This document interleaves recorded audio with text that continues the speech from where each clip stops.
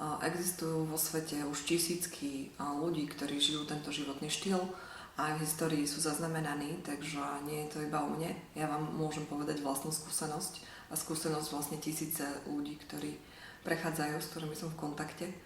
A skutočne sú určité veci, ktoré sú dôležité pri prechode na túto pranickú výživu. A ten životný štýl sa skutočne mení pri prechode na pranickú výživu. Minimálne tak, že sa začíname vnímať a začíname vnímať skoro všetky energie, ktoré sú prítomné v našom okolí.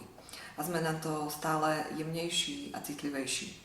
Napriek tomu prána znamená silu, znamená tvorcovstvo, to znamená uvedomiť si, kto skutočne som.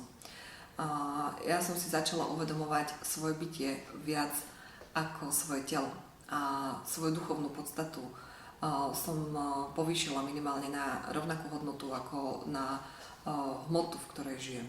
Takže uvedomujem si, že som viac ako iba moje telo. A z tohoto vedomia vlastne vychádzame. Pránická výživa, pránická energia je o zmene úrovne vedomia, pohľadu vedomia na život. To znamená, vnímam samého seba ako tvorcu, ako toho, čo si tu tvorí, tie podmienky na život. A jedno z tých hlavných veľkých podmienok na život a na prežitie v tejto spoločnosti je, že ja som podmienená príjmu hmotnej výživy, príjmu jedla z externých zdrojov. A toto vo mne spôsobovalo veľký pocit bezmocnosti, ťažoby. A dlho som túto tému neriešila, dokým neprišli tie fyzické problémy z jedla. Zistila som, že keď mi jedlo nespôsobuje zdravie a nedáva mi výživu, práve že mi ju berie a ešte k tomu mi berie aj energiu, lebo som sa po jedle cítila horšie a horšie, tak čo mi teda dáva tú energiu?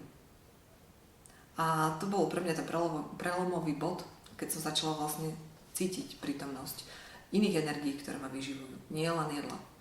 A keď som sa cítila po pár hodinách bez jedla lepšie, a keď som sa cítila po pár dní bez jedla lepšie, vedela som, že vlastne do môjho života prichádza pránická energia.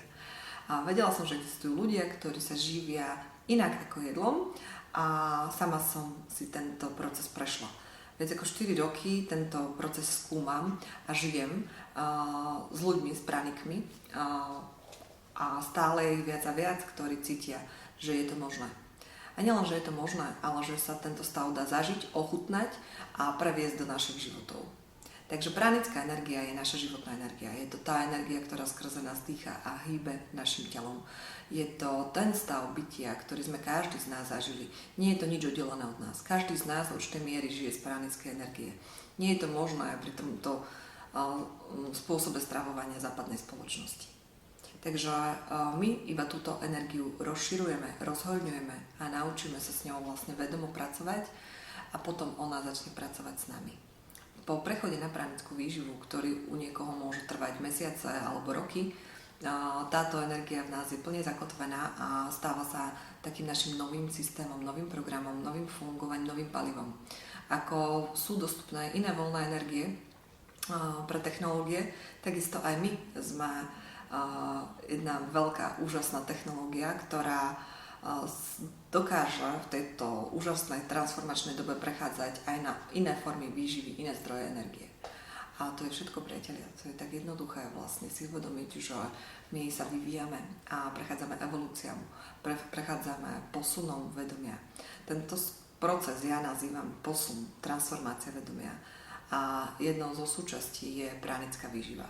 Mojím cieľom nie je prinášať iba pránickú výživu sem, ale previesť nás všetkých a pomáhať nám všetkým týmto posunom vedomia do toho uvedomenia si, kto skutočne sme a z čoho sme skutočne živí, čo nás skutočne vyživuje každý deň, čo nám dodáva energiu.